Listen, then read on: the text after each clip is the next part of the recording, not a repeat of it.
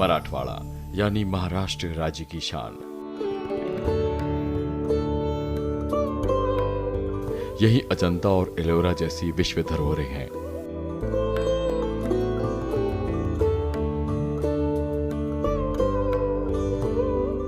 कदम कदम पर गौरवशाली इतिहास को दर्शाने वाले प्रमाण मौजूद हैं और तमाम धाराओं के उत्थान और पतन की कहानियां भी।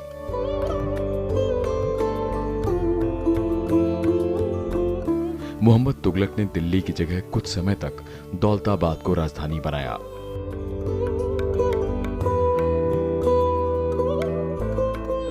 मुगल सम्राट औरंगजेब के जीवन का आखिरी दौर यहीं बीता।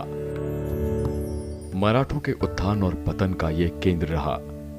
मराठवाड़ा को महाराष्ट्र की पर्यटन राजधानी कहा जाता है। मराठवाड़ा की धड़कन औरंगाबाद एक शानदार नगर है। कई कालखंडों के साक्षी औरंगाबाद ने तमाम सत्ताओं को बनते बिगड़ते देखा। दौलताबाद के किले से जाने कितनी तिलिस्मी किस्से कहानियां आज भी लोक जीवन में गूंज रहे हैं। इस इलाके का बुंदेलखंड से भी गहरा नाता बना। औरंगजेब की सेना के साथ बड़ी संख्या में बुंदेले लड़ने आए और इनके निशान आज भी मराठवाड़ा में मौजूद हैं। मराठवाड़ा 1724 से 1948 तक निजाम की हुकूमत का हिस्सा रहा।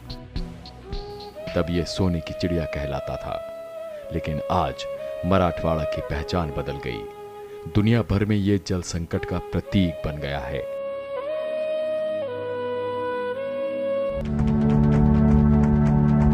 ग्यारह करोड़ 20 लाख की आबादी वाले महाराष्ट्र की राजधानी मुंबई भारत की आर्थिक सत्ता का केंद्र है।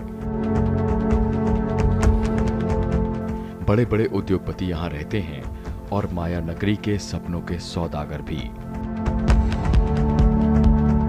लेकिन भारी शहरीकरण, औद्योगिकरण और भूजल के अंधाधुंध दोहन ने महाराष्ट्र को संकट में डाल दिया है। लेकिन बाकी इलाकों की तुलना में मराठवाड़ा भयावह आपदा से जूझ रहा है। यहां लातूर की तस्वीर ने पूरी दुनिया को डरा दिया है।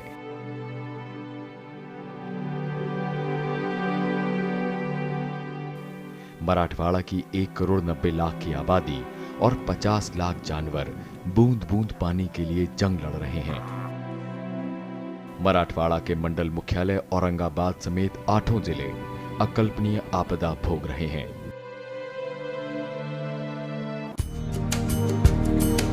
तिहत्तर 93 लाख हेक्टेयर के दायरे में फैले मराठवाड़ा को गोदावरी, पूर्णा, मंजीरा और सेना जैसी नदियां जीवन देती हैं।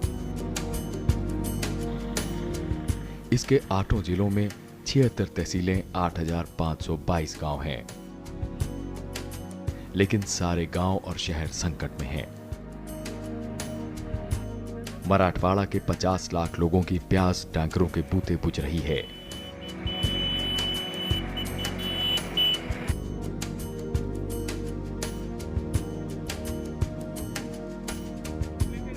एक बड़ी देहाती आबादी प्रदूषित पानी पीने को विवश है। औरतों और बच्चों पर आपदा की सबसे बड़ी मार पड़ी है। वे बूंद बूंद पानी जुटाने के लिए चिलचिलाती धूप में मीलों लंबा सफर तय कर रहे हैं।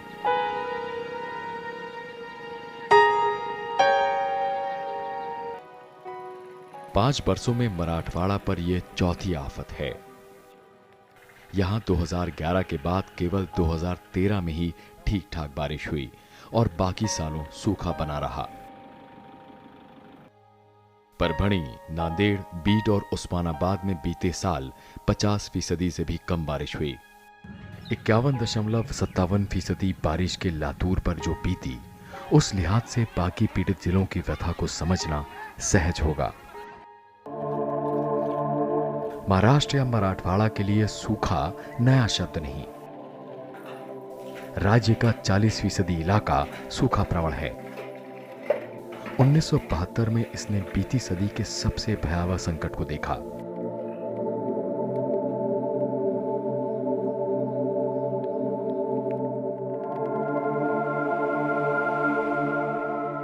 लेकिन इस बार की आपदा ने वैज्ञानिकों और नीति निर्माताओं को चकरा दिया है। जो जल स्रोत कभी सूखते नहीं थे, वो भी सूख गए।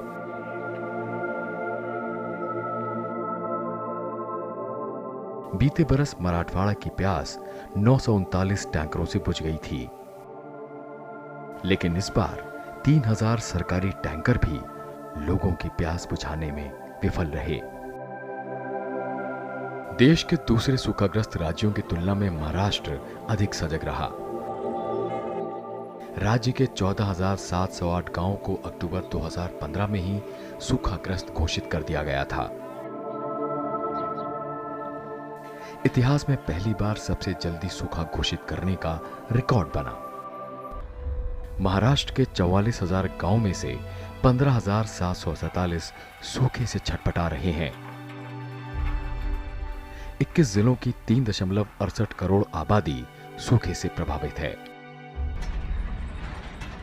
और पूरा मराठवाड़ा ही भयावह सूखा और अप्रत्याशित जल संकट से जूझ रहा है। आलम यह है कि 5,944 निजी कुओं का भी सरकार ने अधिग्रहण कर लिया है। उद्योगों और शराब कारखानों के पानी में कटौती कर दी गई है।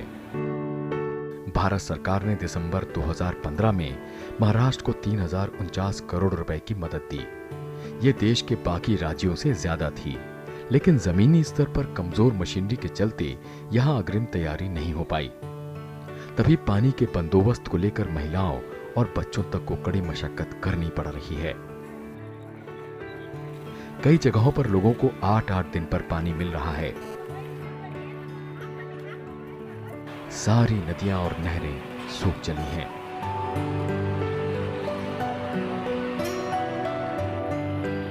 ग्यारह प्रमुख बांधों समेत कुल 814 जलाशय या तो सूख चले हैं या फिर उनमें महज प्रतीकात्मक पानी है। सूखे से खेतीबाड़ी, पशुपालन और बागबानी सबको करारा झटका लगा है। मराठवाड़ा की शान औरंगाबाद खुद भयानक जल संकट की चपेट में है। शहरी व्यवस्था लड़खड़ा गई है। 15 लाख की आबादी कई आशंकाओं से घिरी है। गरीब बस्तियों में भारी जल संकट है।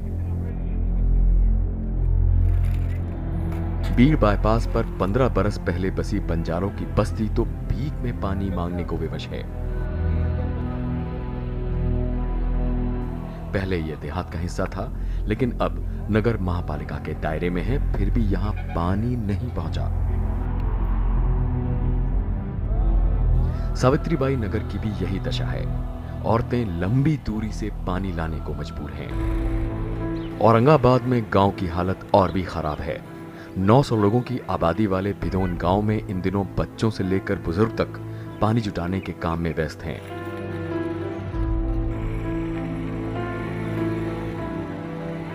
बावड़ियां सूख चली हैं।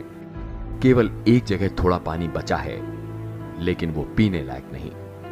पशुपालन और डेयरी कारोबार भी ध्वस्त है।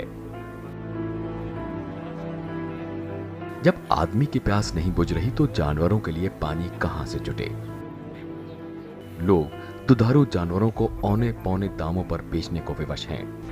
सरकारी टैंकर गांव की शुरुआत में ही खत्म हो जाता है। कई लोग अपने पैसे से टैंकर मंगा रहे हैं।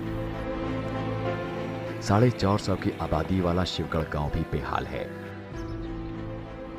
और सहस्त्रमुनि गांव की दशा भी ऐसी ही है। लातूर के जल संकट ने पूरी दुनिया को डरा दिया। प्रधानमंत्री के निर्देश के बाद 350 किलोमीटर दूर से रेलगाड़ी से पानी लाया जा रहा है। 1370 किलोमीटर दूर कोटा से भी रेल से पानी आया, लेकिन 5 लाख की आबादी वाले लातूर की दशा ठीक नहीं। 1.5 दशक में यहां कंक्रीट का विशाल जंगल खड़ा हुआ और तमाम उद्योग लगे। 2008 में नागरिकों को 24 घंटे पानी देने की योजना भी नगर पालिका ने बनाई,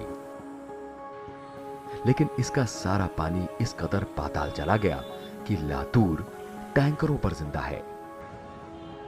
पानी के लिए धारा 144 लगानी पड़ी और कारखाने बंद करने पड़े।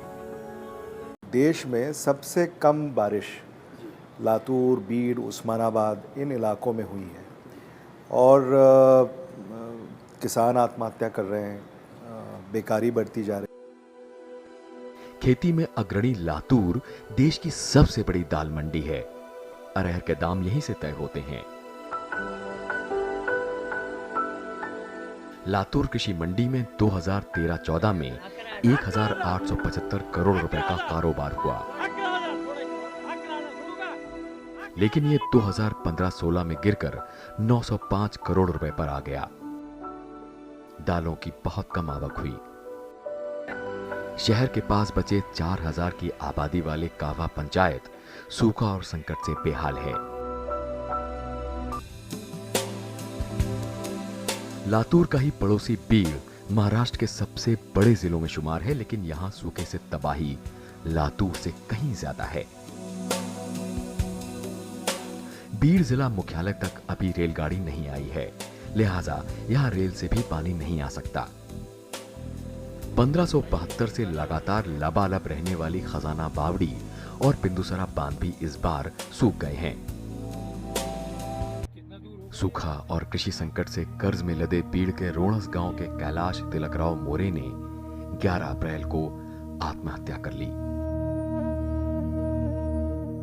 उनको जमीन अधिग्रहण के बदले 42 लाख रुपए का मुआवजा मिलना था, लेकिन काफी समय से सरकारी अफसर उन्हें दौड़ा रहे थे। फसल पहले ही सूखे से मार गई थी और कर्जदाता परेशान कर रहे थे। चारों तरफ अंधेरा देख किसान ने मौत को गले लगाया। 1500 की आबादी वाला रोणस गांव भयानक सूखे और जल संकट से हिलसा गया है। एक परिवार को 8 दिन पर 500 लीटर सरकारी पानी मिल रहा है, वो भी पीने लायक नहीं। मराठवाड़ा में बीड़ में ही सबसे अधिक 55 किसानों ने आत्महत्या की और कृषि संकट बढ़ता जा रहा है। हालात की निगरानी के लिए प्रशासन ने 24 घंटे का वॉर रूम बनाया है।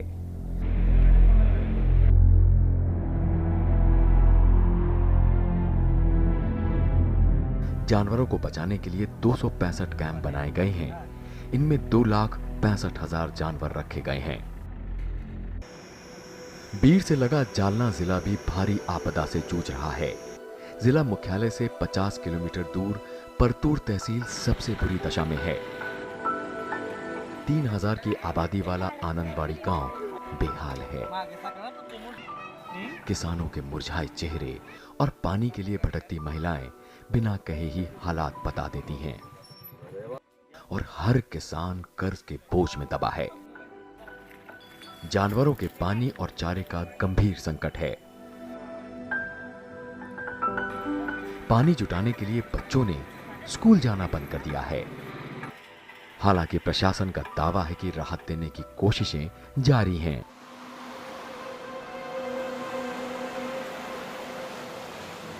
उस्मानाबाद जिले की पीड़ा भी कम नहीं। इस साल यहां 38 किसान मौत को गले लगा चुके हैं।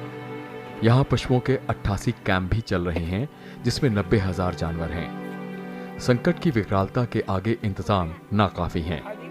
उस्मानाबाद जिला मुख्यालय से 65 किलोमीटर दूर सरमकुंडी गांव भारी तनाव में है। 4000 लोगों की बसावट वाले इस गांव में हैंडपंप और कुएं सूख गए हैं। किसान खेतों के बोरवेल से प्रदूषित पानी ला रहे हैं। भारी जल संकट और सूखे से मराठवाड़ा में पशुओं की दशा सबसे खराब है। मराठवाड़ा में 50 लाख जानवर हैं, जिनके लिए भारी मात्रा में चारा चाहिए। महाराष्ट्र सरकार राहत का बड़ा दावा कर रही है, लेकिन औरंगाबाद, जालना, परभणी और नांदेड़ में पशुओं के कैंप के लिए कोई धन ही नहीं मिला। संकट गहरा है, लेकिन कुछ लोग आपदा में भी कमा रहे हैं।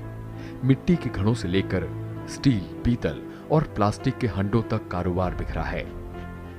अलग अलग रंग और आकार के टैंकरों से लेकर टंकियां बहुत ऊंचे दामों पर बिक रही हैं। सरकारी टैंकरों से पानी लेकर उसे प्यूरिफाई कर बेचा जा रहा है। इस धंधे ने कईयों को करोड़पति बना दिया है। मराठवाड़ा में 2015 में 1133 किसानों ने आत्महत्या की थी। इस साल ये आंकड़ा 305 पर है। अगर किसान बेहाल हैं, तो खेतिहर मजदूरों, बटाई पर खेती करने वालों और मछुआरों की दशा समझना कठिन नहीं। लेकिन इस भयानक संकट की असली वजह क्या है? कोई गन्ने की खेती को मुद्दा बना रहा है, तो कोई नकदी फसलों को। चीनी मिलों और कारखानों पर भी उंगलियां उठ रही हैं। मराठवाड़ा में 18% इलाके को ही सिंचाई सुविधा है और बाकी खेती भूजल से होती है। भूजल पीने के पानी में काम आता तो ये हालात ना होते। फिर भी संकट ने सरकार और समाज दोनों को झकझोरा है। जल निकायों की सफाई और संरक्षण सरकार और समाज के एजेंडे पर आ गया है, लेकिन ये टिका रहेगा, इसकी भविष्यवाणी नहीं की जा सकती। फिर भी जब जागो तभी सवेरा।